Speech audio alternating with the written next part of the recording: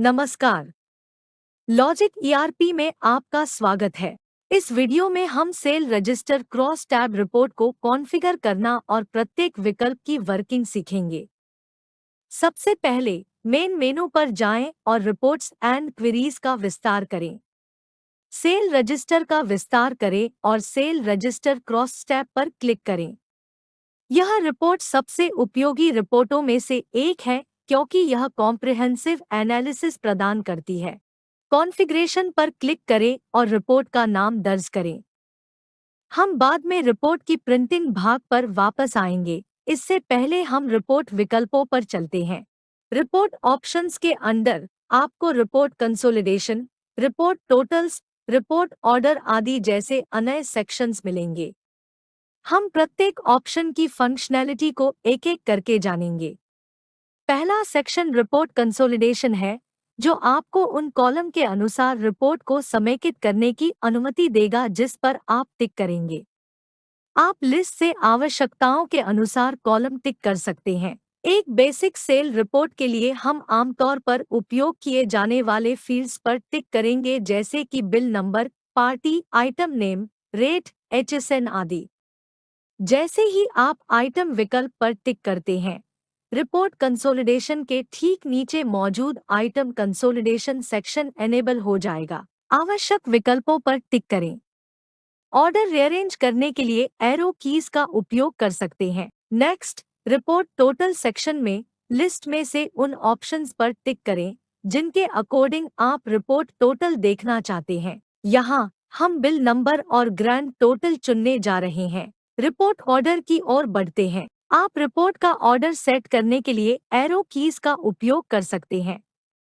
उदाहरण के लिए, हम report bill plus item wise बनाना चाहते हैं, इसलिए हम बिल नंबर और आइटम नेम को टॉप पर शिफ्ट कर देंगे।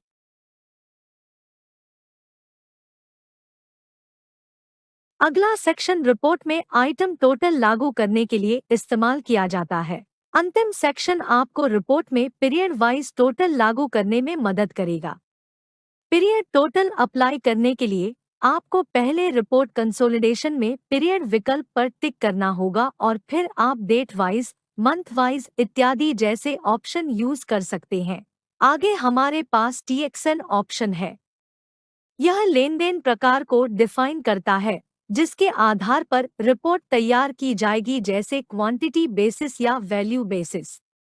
आप अपनी आवश्यकता के अनुसार चुन सकते हैं। यहाँ हम टोटल क्वांटिटी को चुनेंगे। आप टीएक्सएन टोटल भी ऐड कर सकते हैं। आइए रिपोर्ट के अन्य ऑप्शंस की ओर बढ़ते हैं। यहाँ आपको एडवांस रिपोर्ट सेटिंग के लिए कई विकल्प मिलेंगे। कॉलम ऑप्शन से शुरू करते हैं। आप लिस्ट से जो विकल्प चुनेंगे वह रिपोर्ट में कॉलम के रूप में डिस्प्ले होगा। अगला विकल्प रिपोर्ट पीरियड से रिलेटेड है, जैसे कि date wise, monthly, weekly, yearly आदि। आगे हमारे पास रिपोर्ट ऑन विकल्प है, जो आपको डॉक्यूमेंट टाइप चुनने की अनुमति देगा जैसे सेल, सेल रिटर्न या बोथ। फिर हमारे पास रिपोर्ट फिल्टर विकल्प है। आप आवश्यकता के अनुसार चुन सकते हैं। अगला ऑप्शन स्टॉक ट्रांसफर फिल्टर लागू करने के लिए उपयोग किया जाता है। अगला ऑप्शन यूडी रेट डिफाइन करने के लिए उपयोग किया जाता है। आप दी गई लिस्ट से चुन सकते हैं। यूडी रेट को सेट करने के लिए आप लिस्ट में दिए गए रेट से चुनाव कर सकते हैं, जैसे कि basic rate, sale rate, purchase rate आदि। आगे हमारे पास free value in user defined 1 और 2 ऑप्शन है। आप या तो deduct free value from user defined amount, add free value or none चुन सकते हैं। आगे हमारे पास item description as option available है। आप दी गई लिस्ट में से उचित ऑप्शन चुन सकते हैं। फिर नेट अमाउंट डिफरेंस के लिए फिल्टर उपलब्ध है। आप आवश्यकता के अनुसार फिल्टर चुन सकते हैं। अगले ऑप्शन का उपयोग एक्साइज रेट को राउंड ऑफ करके दिखाने के लिए किया जाता है। आप आइटम वाइज, बिल वाइज या नन चुन सकते हैं। इसके बाद हमारे पास चालान बिल फिल्टर है। आप नन, बिल्स विदाउट चालान, या बिल विद चालान चुन सकते हैं। अगला ऑप्शन परचेज डेट डिफाइन करने के लिए यूज किया जाता है। आप या तो लॉट परचेज डेट या ट्रांजैक्शन परचेज डेट में से चुन सकते हैं। आइए क्वांटिटी CF पर चलते हैं। आप दी गई सूची में से वह विकल्प चुन सकते हैं जिस फॉर्मेट में आप क्वांटिटी को डिस्प्ले करना चाहते हैं। यदि आपने आइटम सेटअप के दौरान कन्वर्शन फैक्टर डिफाइन किया है। नेक्स्ट ऑप्शन वेट इन डिफाइन करने के लिए इस्तेमाल किया जाता है।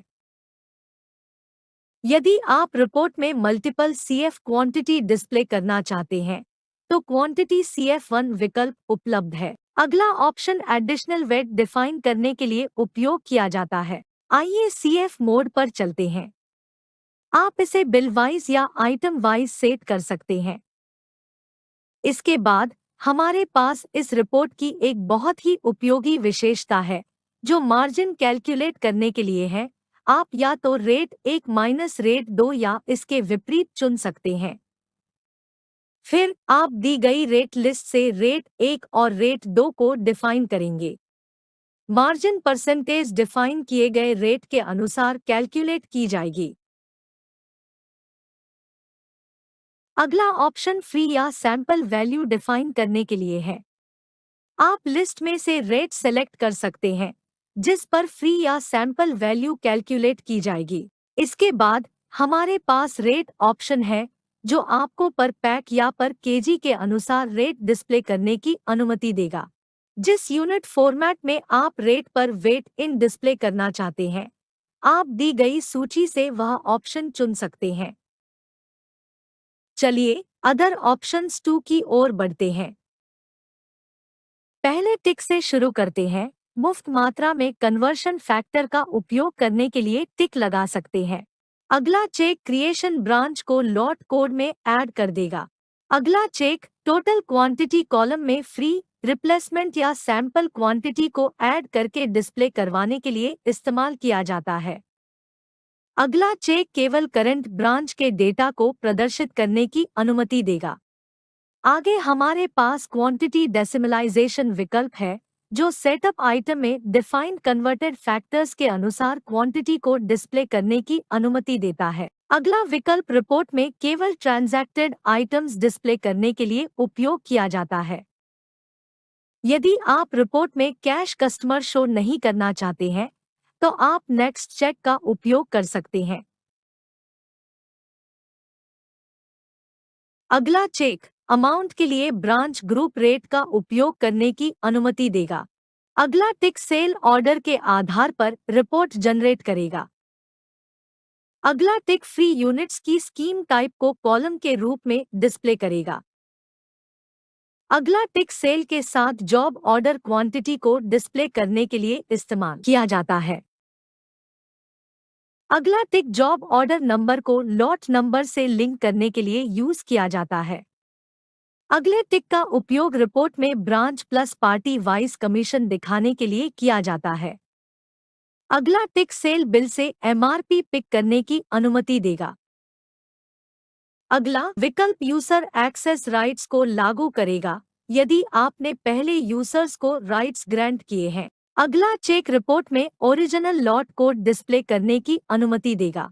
अगले टिक को अप्लाई करने से रिपोर्ट पेंडिंग चालान रिपोर्ट के रूप में क्रिएट की जाएगी। अगला ऑप्शन एनेबल होने पर रिपोर्ट में डैमेज क्वांटिटी डिस्प्ले नहीं करेगा। अंतिम चेक उन बिलों को फिल्टर करने की अनुमति देता है जिनमें अकाउंट एंट्री कस्टमर एग्जिस्ट करता है। आगे हमारे पास सेल चालान एस ऑप्शन अवेलेबल है। आप दी गई सूची से उचित ऑप्शन चुन सकते हैं। अगला ऑप्शन कमीशन अमाउंट को परिभाषित करने के लिए यूज किया जाता है। आप दी गई सूची में से चुन सकते हैं। अगला ऑप्शन अकाउंट एंट्री फिल्टर लागू करने के लिए उपयोग किया जाता है। आप आवश्यकता के अनुसार चुन सकते हैं। फिर हमारे पास एजेंट फिल्टर है जो रिपोर्ट में डेटा को बिल वाइज या आइटम वाइज फिल्टर करेगा। अगला option cancel bill filter set करने के लिए उपयोग किया जाता है जैसे अनकैंसल्ड ऑल या कैंसल्ड बिल। अगला विकल्प अप्रूवल फिल्टर है। आप दी गई सूची में से चुन सकते हैं। फिर आता है पोस्ट बिल फिल्टर। दी गई लिस्ट से चूज कर सकते हैं, जैसे ऑल बिल्स, पोस्टेड या अनपोस्टेड। अगला फिल्टर बिल सीरीज के लिए है। केवल यहाँ परिभाषित सीरीज के ही बिल रिपोर्ट में डिस्प्ले किए जाएंगे। अगला ऑप्शन GR डेट फिल्टर है। आप सूची से उपयुक्त विकल्प चुन सकते हैं और रिपोर्ट उसी के आधार पर तैयार की जाएगी। अंतिम विकल्प रिटेल कस्टमर फिल्टर करने के लिए है। आप ऑल या bills with retail customer exist को चुन सकते हैं। आगे हमारे पास अदर ऑप्शंस 3 और 4 है, जिनका उपयोग कॉम्प्लेक्स रिपोर्ट बनाने के लिए किया जाता है। हम इस पर बाद में चर्चा करेंगे। तब तक हम ग्रुप ऑप्शन पर चलते हैं, जिनका उपयोग ग्रुप वाइज रिपोर्ट बनाने के लिए किया जा सकता है।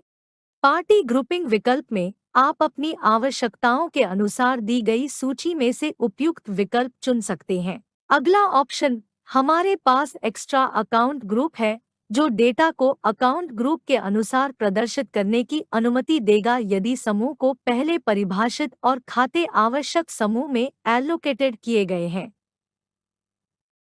उस ग्रुप पर टिक करें जिसे आप रिपोर्ट में डिस्प्ले करना चाहते हैं। इसी तरह आप एक्स्ट्रा आइटम ग्रुप का उपयोग कर सकते हैं। आप ग्रुप चुन सकते हैं, लेकिन सुनिश्चित करें कि संबंधित समूह में आइटम एलोकेटेड किए गए हैं। फिर हमारे पास एक्स्ट्रा ब्रांच ग्रुप ऑप्शन है, जो अकाउंट और आइटम ग्रुप की तरह ही काम करेगा। फाइनली ओके बटन पर क्लिक करें और कॉन्फ़िगरेशन को सेव करें। Click on create button. आप सेटअप कॉलम एट्रीब्यूट्स पर क्लिक करके कॉलम लिस्ट एडिट कर सकते हैं।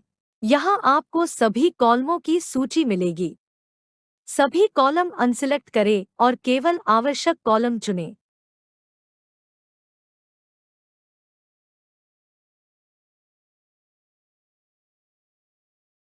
कॉलम सिलेक्शन करने के बाद नीचे दिए गए सिलेक्टेड आइटम ओनली ऑप्शन पर क्लिक करें।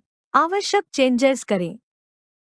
सेव बटन पर क्लिक करें और F2 पर क्लिक करके रिपोर्ट को फिर से जनरेट करें। जैसा कि आप देख सकते हैं कि रिपोर्ट कॉन्फ़िगरेशन में किए गए सिलेक्शंस के साथ जनरेट हुई है।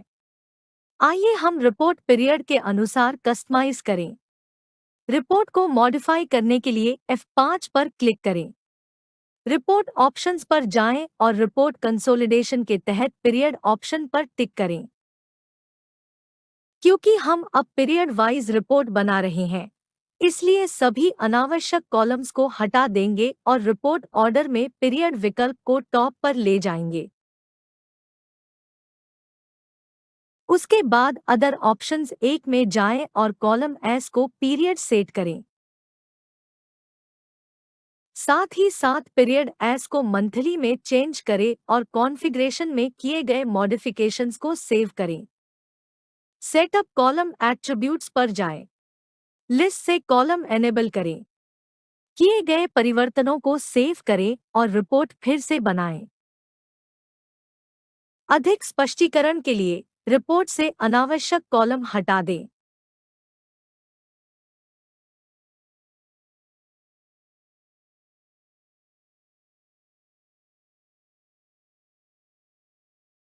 रिपोर्ट लेनदेन की गई सभी वस्तुओं की मंथ वाइज सेल को प्रदर्शित करती है।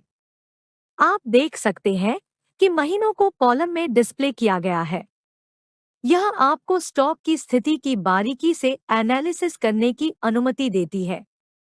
एग्जाम्पल के तौर पर अप्रैल माह में एक यूनिट आंवला पाउडर 100 ग्राम बेचा गया है। इसी तरह आप मंथ वाइज सेल चेक कर सकते हैं। आप अपनी आवश्यकताओं के अनुसार रिपोर्ट को कस्टमाइज कर सकते हैं। आइए एक और उदाहरण देखें। Month plus party wise sale report बनाते हैं। कॉन्फ़िगरेशन विंडो खोलें और रिपोर्ट ऑप्शंस पर जाएं।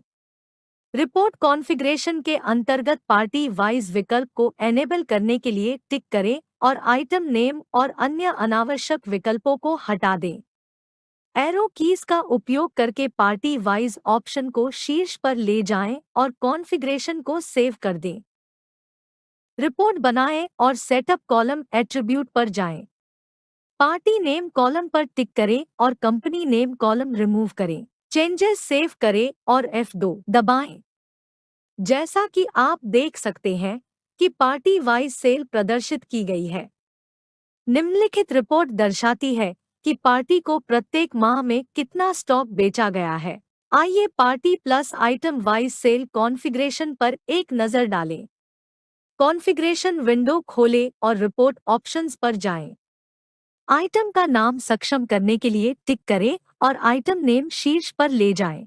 साथ ही पार्टी वाइज टोटल पर टिक करें और कॉन्फ़िगरेशन को सेव करना न भूलें। फिर से रिपोर्ट बनाएं। सेटअप कॉलम एट्रीब्यूट्स पर जाएं और आइटम नेम कॉलम चुनें। मॉडिफिकेशंस को सेव करें और F2 दबाएं। Party plus item month wise report generate की गई है। इस रिपोर्ट में हमें पता चलता है कि किसी विशेष महीने में किसी पार्टी को कितनी आइटम क्वांटिटी बेची गई है। आइए हम ग्रुप वाइज सेल रिपोर्ट बनाते हैं। कॉन्फ़िगरेशन विंडो खोलें और आइटम कंसोलिडेशन सेक्शन के तहत मौजूद ग्रुप ऑप्शन पर टिक करें। समूह विकल्प को सबसे ऊपर ले जाएं। रिपोर्ट ऑर्डर में आइटम को सभी के शीर्ष पर शिफ्ट करें और ग्रुप टोटल पर टिक करें। कॉन्फ़िगरेशन सेव करें और रिपोर्ट बनाएं। इसके बाद सेटअप कॉलम एट्रीब्यूट्स पर जाएं, ग्रुप ऑप्शन पर टिक करें और अन्य कॉलम को हटा दें जिनकी आवश्यकता नहीं है। कॉन्फ़िगरेशन सेव करें और रिपोर्ट जनरेट करें। ग्रुप वाइज रिपोर्ट प्रदर्शित की गई है। इस रिपोर्ट को ग्रुप वाइज कंसोलिडेट करने के लिए कॉलम सूची के साथ साथ कॉन्फ़िगरेशन से आइटम नेम कॉलम को हटा दें।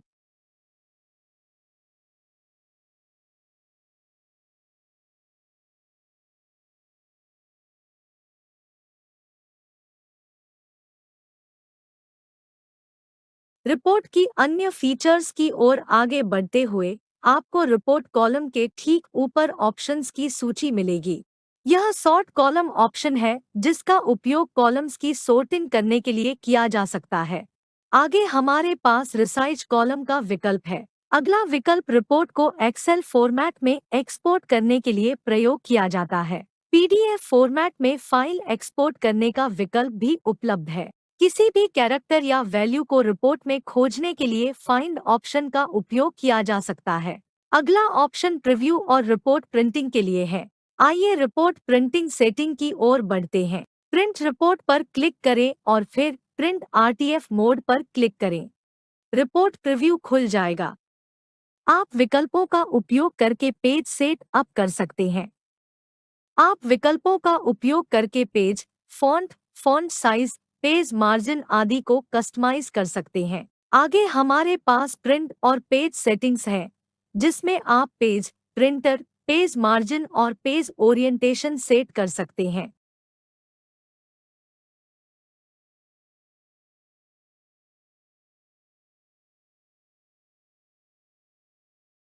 यहाँ विभिन्न प्रकार के फिल्टर मौजूद हैं, जिनका उपयोग रिपोर्ट में डेटा फिल्टर करने के लिए किया जा सकता है। रिपोर्ट की कॉपी बनाने के लिए कॉन्फ़िगरेशन के ठीक बगल में कॉपी विकल्प पर क्लिक करें। रिपोर्ट का नाम दर्ज करें और कॉपी क्रिएट बटन पर क्लिक करें। अगला ऑप्शन किसी भी रिपोर्ट कॉन्फ़िगरेशन को डिलीट करने के लिए उपयोग किया जाता है। रिपोर्ट का नाम बदलने के लिए रिपोर्ट को सेलेक्ट करें और रिनेम बटन पर क्लिक करें। आप एक्सपोर्ट ऑप्शन का उपयोग करके अपने सिस्टम में कॉन्फ़िगरेशन को एक्सपोर्ट भी कर सकते हैं। अगला ऑप्शन एक्सपोर्ट की गई रिपोर्ट को इंपोर्ट करने के लिए इस्तेमाल किया जाता है। मुझे उम्मीद है कि यह वीडियो मददगार था। देखने के लिए धन्यवाद। अधिक सॉफ्टवेयर अपडेट के लिए नोटिफिकेशन बेल आइकन दबाएं और हमारे चैनल को सब्सक्राइब करें।